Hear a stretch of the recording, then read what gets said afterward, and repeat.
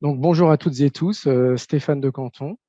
Je suis chargé de mission transition économique et énergétique à la direction de l'économie à la région Centre-Val de Loire. Donc, c'est un poste qui a été créé très récemment. Donc, j'ai pris mes fonctions, moi, début décembre.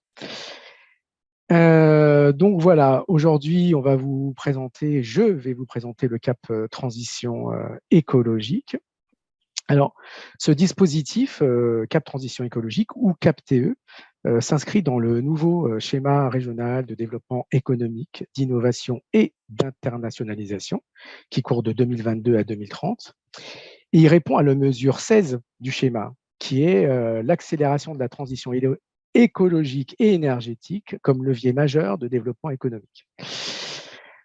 Donc, la région Centre-Val de Loire a identifié un besoin important d'accompagnement technique ou financier des entreprises et structures de l'économie sociale et solidaire dans leurs projets de transition écologique. Et eu égard à ces besoins et à l'urgence écologique grandissante, la région souhaite proposer un parcours permettant aux entreprises et aux structures de l'économie sociale et solidaire implantées sur son territoire s'engager dans le développement et le déploiement d'une stratégie en matière de transition écologique. Donc, je vais vous commencer la présentation du CAP. Donc, le CAP transition écologique, c'est un parcours en 2 étapes. Il y a une première étape qui est élaborer sa stratégie en matière de transition écologique. La deuxième qui est accompagner financièrement la mise en œuvre du plan d'action transition écologique. Donc, avec pour but, comme je le disais, de faire de la transition écologique un levier de développement économique. Donc, la première étape de diagnostic est complétée d'un plan d'action sont les préalables nécessaires à l'examen d'un accompagnement financier à l'étape 2. Le dispositif s'adresse aux entreprises immatriculées au registre national des entreprises, registre du commerce, répertoire des métiers, aux structures de l'économie sociale et solidaire implantées et exerçant sur le territoire de la région Centre-Val de Loire et qui répondent par ailleurs aux critères cumulatifs suivants, donc TPE, PME, selon la définition européenne, bien sûr, les structures de l'économie sociale et solidaire, association loi 1901, coopérative, SIC, SCOP, supérieure à un an d'existence, dont le projet permet d'aller au-delà des seules obligations réglementaires de chacun des volets de la transition écologique. Donc, on pourra retrouver des propositions qui concernent la réduction de la consommation d'énergie, la préservation des ressources en eau, le développement de l'économie circulaire, préservation de la biodiversité, optimisation de la consommation des matières premières. Voilà. Ce ne sont que des exemples. Et aussi de proposer des actions ne faisant pas l'objet d'obligations réglementaires. Donc, sont exclus les entreprises appartenant au secteur visé à l'article 2 du règlement du CAP-TE. L'article 2, c'est tout ce qui est règlement des aides et réglementation des textes, des régimes d'aide européens. Donc, on va y retrouver les professions libérales, les exploitations agricoles, les entreprises soumises au régime fiscal de la micro-entreprise, voilà, les entreprises en difficulté, notamment en procédure collective d'insolvabilité, etc. Et pour les associations, seront exclues les associations dites para-administratives, représentant ou défendant un secteur professionnel et dont les projets participent directement à l'exercice d'un culte. Donc là, on va faire un focus sur la première phase, la phase de diagnostic, qui est obligatoirement complétée d'un plan d'action associé. Le diagnostic de cette première phase devra découler donc sur un plan d'action, c'est obligatoire, mettre en évidence les impacts écologiques de l'ensemble des activités de l'entreprise, processus, sites, produits, et ce, au regard de l'ensemble des volets et enjeux de la transition écologique. Devra aussi hiérarchiser les impacts en fonction de leur intensité,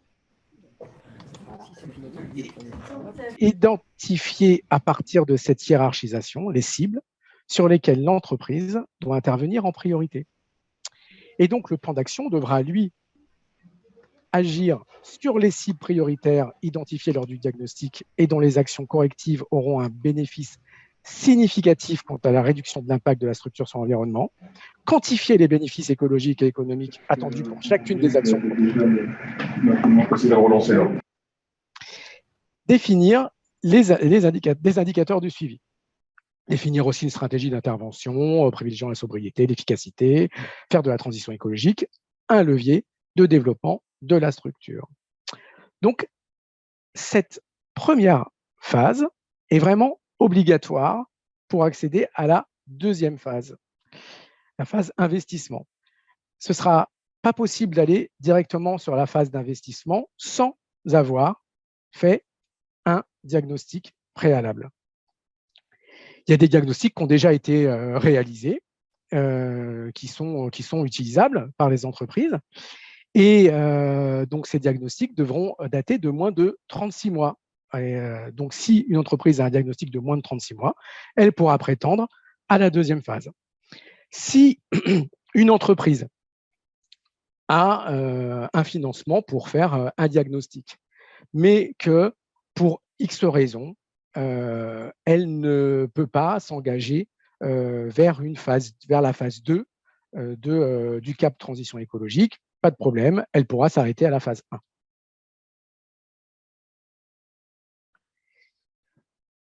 Donc pour cette phase 1, la nature de l'aide, donc la durée maximale du programme aidé est de 12 mois, c'est en subvention.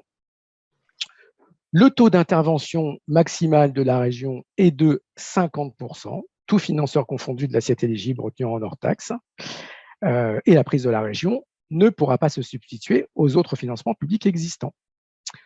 Le montant de l'aide, le plafond de l'aide régionale est de 20 000 euros, sous réserve des régimes d'aide applicables et dans le respect des plafonds d'intervention de ces régimes, bien sûr. Et le seuil d'intervention, donc le projet d'accompagnement devra correspondre à 2 jours d'accompagnement minimum et l'aide régionale ne pourra pas être inférieure à 1 000 euros. Donc, la phase 2, accompagner financièrement la mise en œuvre du plan d'action transition écologique. Donc, cette seconde phase consiste à soutenir l'entreprise ou la structure de l'économie sociale et solidaire dans ses dépenses d'investissement, favorisant la réduction de son impact environnemental, comme on l'a dit tout à l'heure, et conformément aux préconisations établies dans le cadre du diagnostic de transition et de son plan d'action qui en découle. Petite remarque importante, donc les dépenses d'investissement sont comptablement amortissables, relevant d'un plan d'action sont éligibles, mais il y a aussi une petite nouveauté, c'est que le matériel d'occasion ou reconditionné avec garantie légale de conformité est éligible. On a des dépenses qui ne sont pas éligibles, donc les dépenses d'investissement favorisant la réduction de l'impact environnemental, mais qui ne découlent pas du plan d'action. Imaginons, on a une entreprise qui a fait un plan d'action, qui a des préconisations, et qui, dans son investissement, veut faire d'autres choses, mais qui ne découlent pas de ses préconisations. Donc, en fait, ce ne sera pas éligible. Les dépenses à caractère obligatoire, issues d'une contrainte législative réglementaire, d'une mise aux normes, par exemple, les dépenses liées à la construction, la rénovation des bâtiments, le coût de la main-d'œuvre, etc., etc. Donc, la nature de l'aide, la durée maximale du programme aidé est de 36 mois, toujours en subvention. Le taux maximal est de 30% de l'assiette éligible retenue en hors taxe et ça peut être modulé en fonction de la réglementation applicable. Le montant de l'aide, lui, le plafond de l'aide donc c'est plafonné à 200 000 euros avec un minimum de 20 000 euros. Donc là, du coup, pour pouvoir mieux vous décrire le CAP-TE, je vais vous proposer deux exemples. Naturellement, voilà, c'est des prix qui sont mis comme ça au hasard. L'entreprise n'existe pas, voilà. Mais c'est juste pour que vous compreniez un peu la philosophie du CAP. Donc, une entreprise spécialisée dans le traitement de surface des métaux est inscrite dans une démarche de transition. Elle a déjà pris des mesures d'optimisation énergétique rapide, comme l'isolation de ses réseaux de chaleur, par exemple. Mais elle souhaite aller plus loin en mandatant un organisme spécialisé pour mener une étude d'optimisation énergétique. Elle a un devis, voilà. Donc, là, sa dépense éligible pour l'étude est de 11 500 €. La région pourra l'aider en attribuant une subvention maximum de 50% dans le cadre du CAP-TE volet diagnostic. Suite à ce CAP-TE volet diagnostic, le plan d'action préconise de changer le mode de chauffage des bains en remplaçant les résistances électriques par une installation fonctionnant avec des échangeurs dans lesquels l'eau chaude est produite par deux pompes en chaleur en cascade. Cet investissement permettra d'économiser 130 mégawatts, soit une diminution totale de 16% de sa consommation d'énergie sur l'ensemble du site et une réduction de 11 tonnes équivalent CO2 par an. Là, on retrouve bien dans cet exemple tout ce qui est demandé dans les préconisations du plan d'action. Donc, les dépenses éligibles sont de 315 000 €, donc on pourra l'aider effectivement dans le cadre du CAP-TE volet investissement, en lui attribuant une subvention de 30% maximum. Un deuxième exemple, une entreprise fabrique principalement des enveloppes, elle est consommatrice d'eau et souhaite réduire son impact. Elle vient de réaliser un diagnostic écoflux, dans lequel il est préconisé l'installation d'une toiture végétalisée en sédum, parce que l'architecture du bâtiment le permet. Le sédum va agir comme filtrant naturel. L'eau filtrée va être récupérée via un réseau et envoyée dans plusieurs cuves de 15 000 litres. Une d'entre elles ne pourra pas être enterrée, sera cachée derrière un bardage bois issu d'une forêt locale. Donc, l'entreprise n'est pas éligible dans le cadre du CAP-TE volet diagnostic, car le diag est déjà réalisé et, en plus de ça, il bénéficie d'un financement public. Par contre, elle est éligible au CAP-TE volet investissement, mais pas sur toutes les dépenses. On va le voir là. Donc, la toiture végétalisée, parce que ça va favoriser la biodiversité, uniquement sur les dépenses amortissables, bien sûr. Le réseau de récupération d'eau et les cuves. Par contre, on a précisé effectivement le bardage bois issu d'une forêt locale, etc. Mais comme le bardage bois, c'est une dépense d'agrément qui n'intervient pas dans le process de transition écologique de l'entreprise, on ne va pas le prendre en compte. Voilà. Donc, pour finir cette présentation sur une note un peu ludique, je vais vous proposer un petit quiz. Il y a 4 questions, il n'y a pas beaucoup de questions. Et donc, je vais vous les poser, je vais vous donner les exemples et vous allez pouvoir répondre dans le chat. Et Sabrina de DevUp nous dira quelle est la réponse majoritaire qui ressort. On va faire du mieux qu'on peut. Hein. Ouais, on va faire du mieux qu'on peut, on va voir. Donc, une entreprise qui a délocalisé sa production il y a maintenant 15 ans vient de calculer son empreinte carbone. Donc, pour réduire son impact, elle souhaite relocaliser sa production. Est-elle éligible au CAP-TE? Oui ou non dans le chat, à vous de jouer.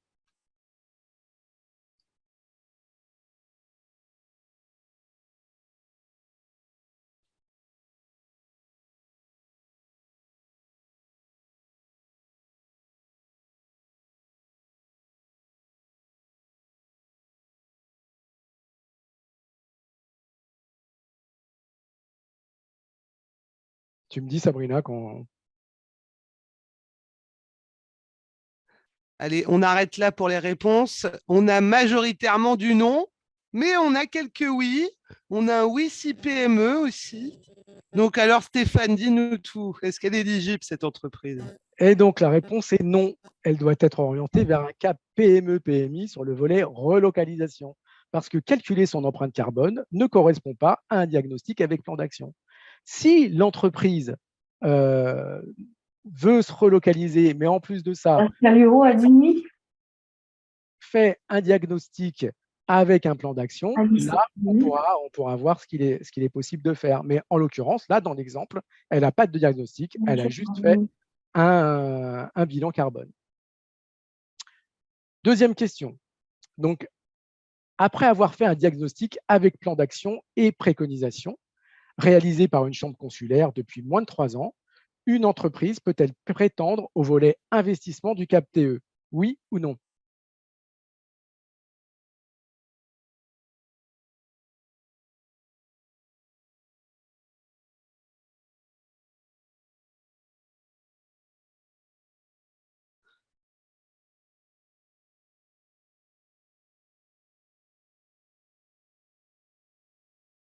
Bon, la réponse majoritaire est oui, Stéphane. Bravo.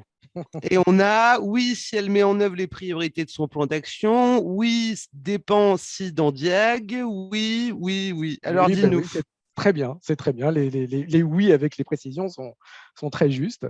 Donc la réponse est oui, mais attention, dans la mesure où les diagnostics sont financés par la région ou avec d'autres financements publics, les entreprises ne peuvent pas prétendre à la subvention du volet diagnostic.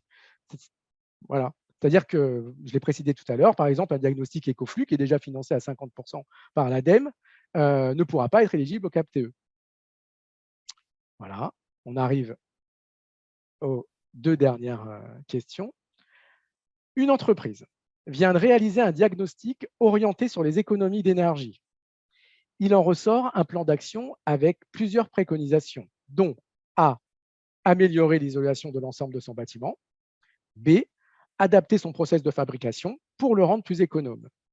Le CAPTE volet investissement pourra étudier le financement de l'action A, de l'action B ou des deux. À vous de jouer.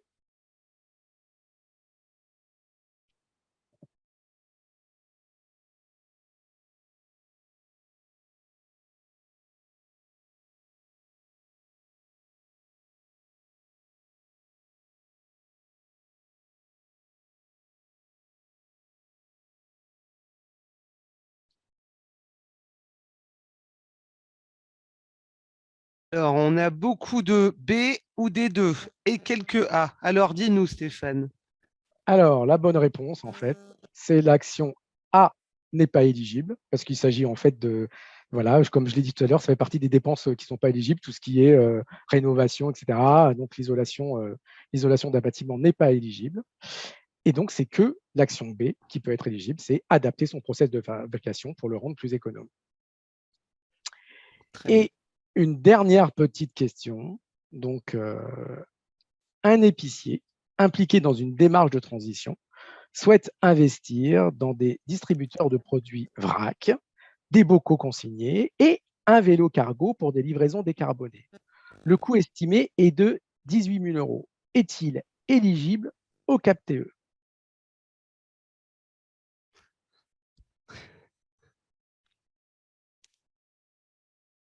J'ai oublié de dire oui ou non, bien sûr.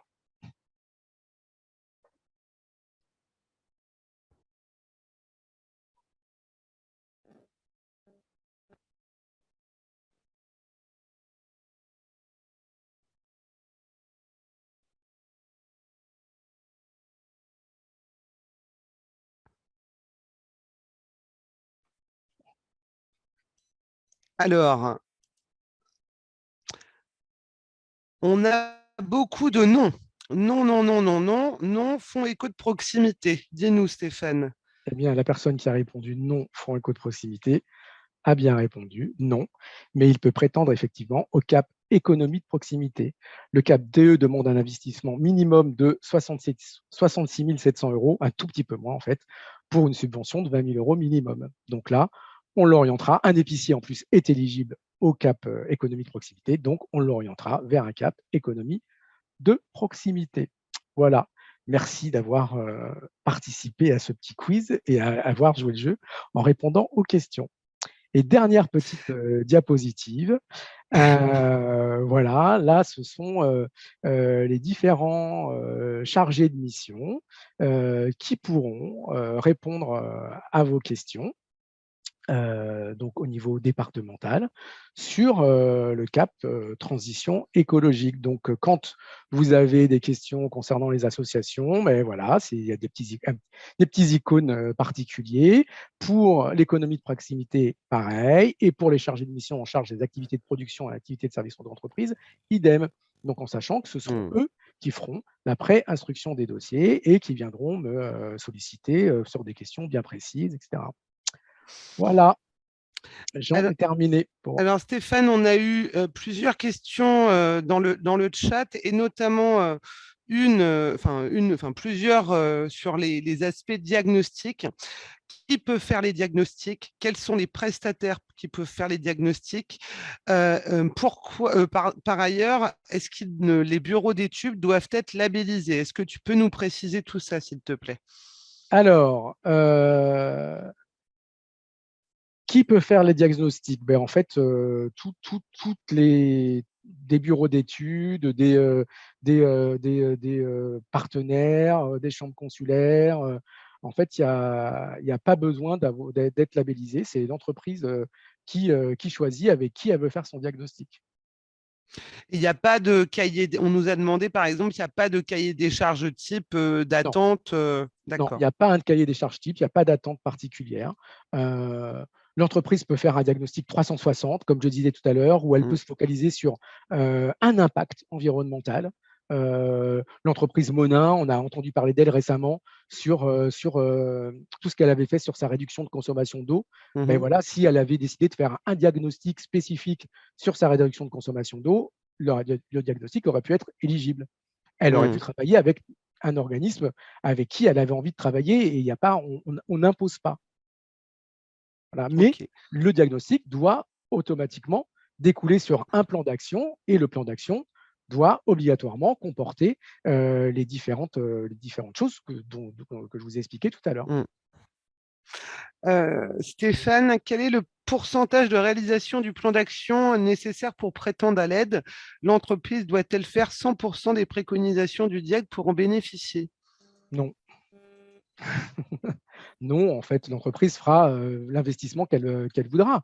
Et voilà, on pourra l'aider, comme je le disais, en fonction de son investissement. Mais par contre, il faut un investissement minimum. Si elle fait un plan d'action et qu'elle investit que, je ne sais pas Mm. moi, que 50 000 euros, elle ne sera pas éligible du coup au volet numéro 2, puisque la participation minimale de la région est de 20 000. Et Mm. donc voilà. Mais sinon, elle n'a pas d'obligation. Après avoir fait un plan d'action, elle n'a pas d'obligation de réalisation. Et toujours pour cet aspect liste de prestataires, est-ce que vous avez justement une base de données de prestataires pour justement ces diags? Alors, nous, on a répertorié les prestataires déjà existants et quelques diags déjà existants qui sont en annexe du règlement des aides du CAP-TE. Après, on n'a pas du tout répertorié les cabinets, les consultants, etc., qui sont en mesure de faire des diags. On avait aussi des questions. Le délai de réalisation du plan d'action, Stéphane, à quelle échéance faut-il qu'il soit? Quel est le délai de réalisation? Donc, Voilà. comme je le Oui. disais, le plan d'action peut être réalisé et l'entreprise peut prendre plusieurs mois, voire plusieurs années avant de s'investir et de solliciter un CAP-TE, puisque on accepte les diagnostics et plans d'action qui datent de moins de 3 ans. Donc, ça laisse le temps à l'entreprise de réfléchir à ces engagements. Et à partir de quelle date débute donc cette antériorité de 36 mois d'un diagnostic déjà existant? À partir du moment où le diagnostic est établi, à la date du diagnostic, en fait. D'accord. Voilà. Et on a une question également pour des entreprises qui ont déjà réalisé leur diag, si elles ont déjà commencé quelques travaux, investissements identifiés dans le plan d'action, est-ce que ces travaux peuvent-ils être financés? Ben non.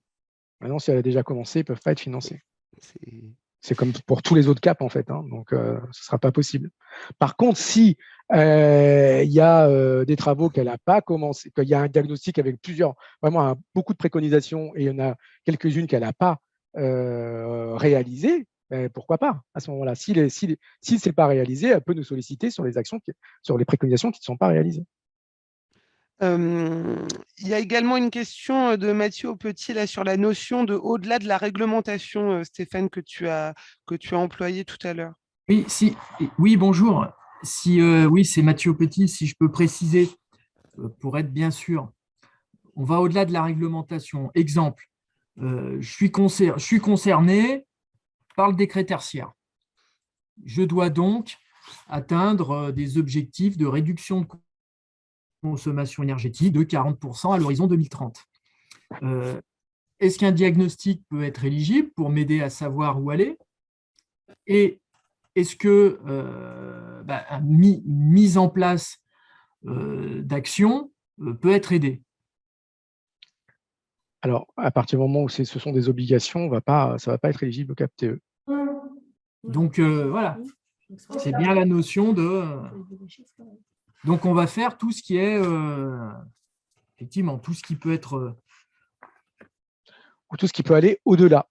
Voilà, ou alors il faudrait dire je dois faire moins 40, si je veux faire moins 50, c'est au-delà.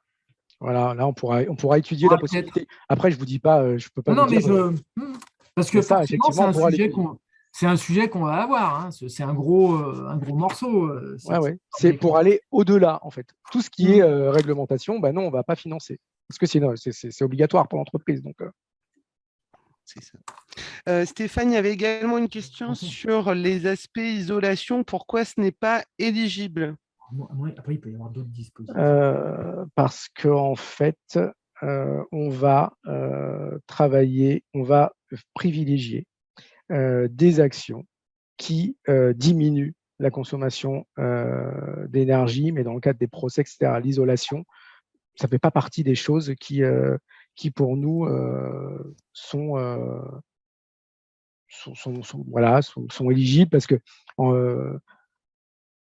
isoler, c'est tellement simple, en fait. On va isoler, mais en fait, on ne va rien faire pour réduire finalement sa consommation énergétique dans le cadre de la fabrication de produits, etc. Mais c'est ce sur quoi il faut intervenir et ce sur quoi nous voulons intervenir, pas sur l'isolation des bâtiments.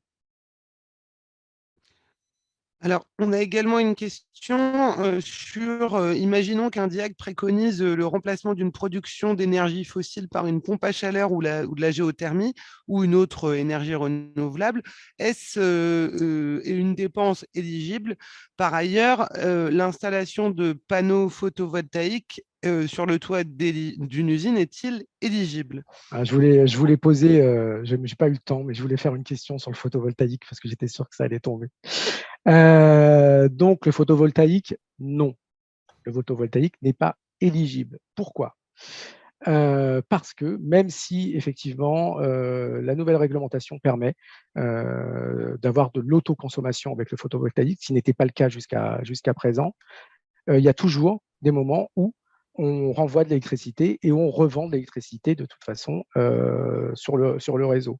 Donc, on ne va pas financer du matériel qui permet une revente de l'énergie. Voilà pour le photovoltaïque.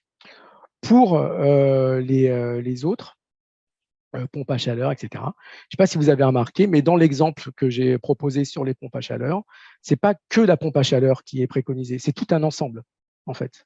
Donc, on va être sur de l'énergie renouvelable, mais avec d'autres choses qui interviennent dans le processus de sobriété énergétique de l'entreprise. Donc, ce sera étudié au cas par cas. Oui, Stéphane, si on peut rajouter juste information par rapport aux panneaux photovoltaïques, en fait, comme disait Sandra, et hier on a discuté avec Jean-Pierre Boff, qui est notre l'avocat voilà, dans les questions de limitation.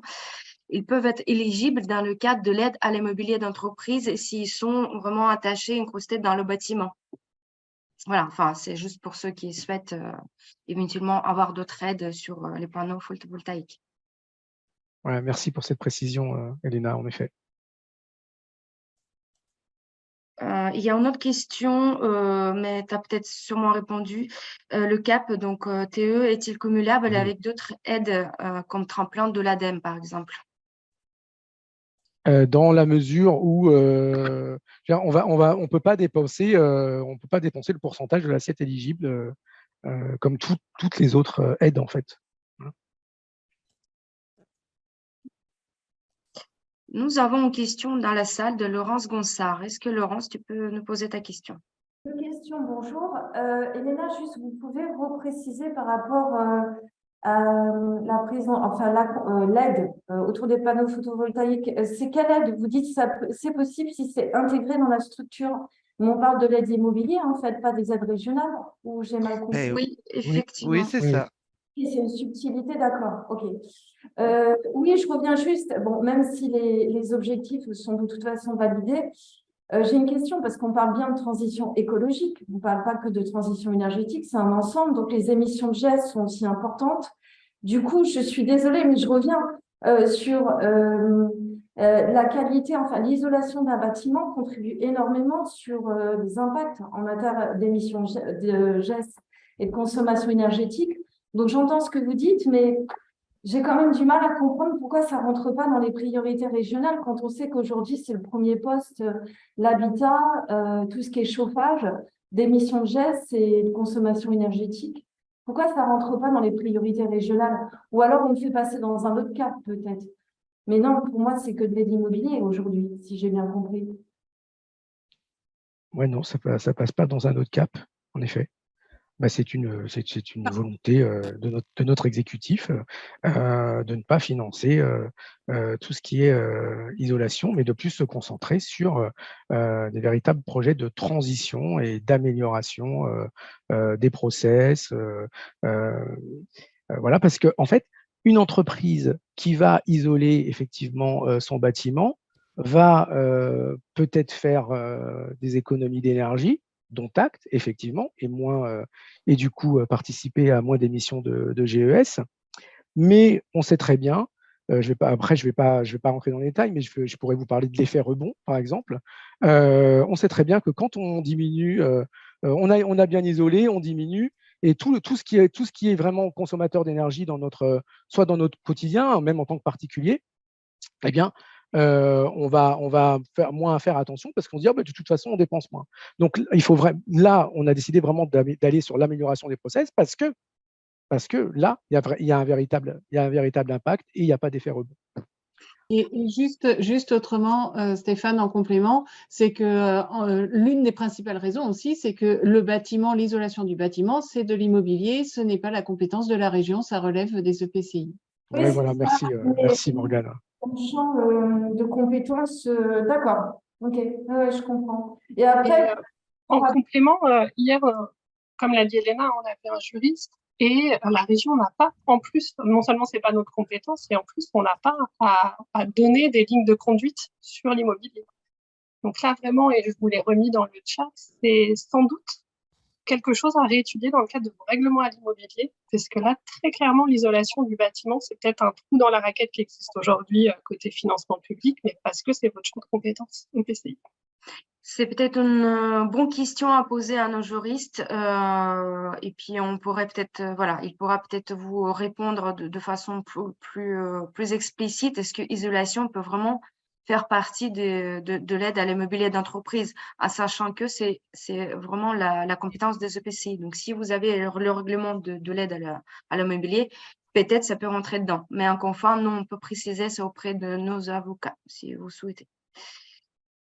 merci. Stéphane, on avait une question de Monsieur Talamas, savoir si l'acquisition de bornes de recharge pour des véhicules électriques est éligible. La réponse est non. Il faudrait que je vérifie, mais c'est non, je crois. Faut que je vérifie, mais je ne crois pas.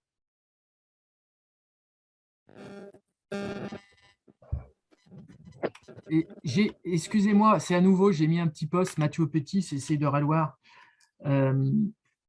Sur un cas là, que j'ai mis dans le chat et que je vais vous présenter, où on touche à un équipement de production. Exemple, aujourd'hui, on a des technologies laser pour faire de la découpe, des technologies par soudure laser qui vont consommer moins d'énergie que la soudure TIG.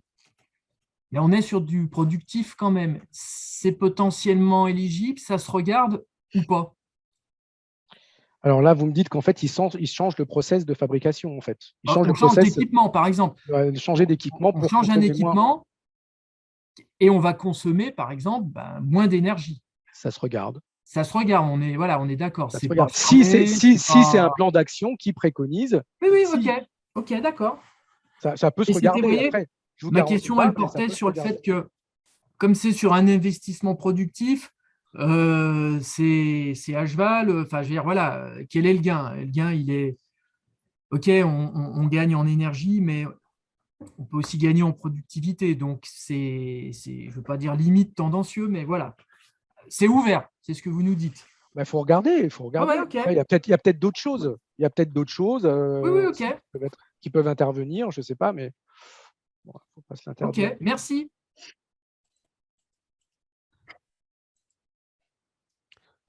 Est-ce qu'il y a d'autres questions dans la salle? Là, on peut éventuellement donner la parole un peu aux personnes présentes. Est-ce qu'il y a des questions qui n'étaient pas posées?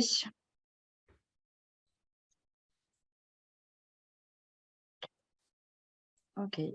Stéphane, tu as d'autres compléments à faire, d'informations par rapport à ce qu'on a vu? Non, je ne crois pas.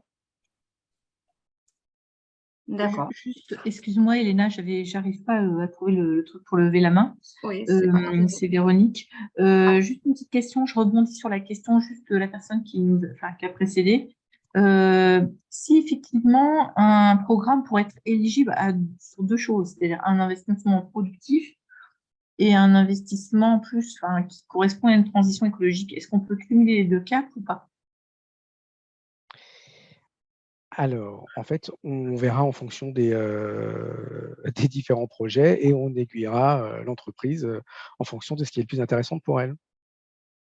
Donc, c'est pas cumulable, c'est soit l'un, soit l'autre, c'est bien ça? Pour un même investissement, on va dire. Ah, pour un même investissement, c'est pas cumulable, non. Ah, non. Ouais. Donc, donc, on verra quel est le meilleur dispositif sur lequel il peut être éligible. Oui, tout à fait. Par contre, s'il y a deux investissements, la machine et puis truc, il y a peut-être un qui peut être sur le cap production et l'autre plus sur le cap transition écologique. Ça,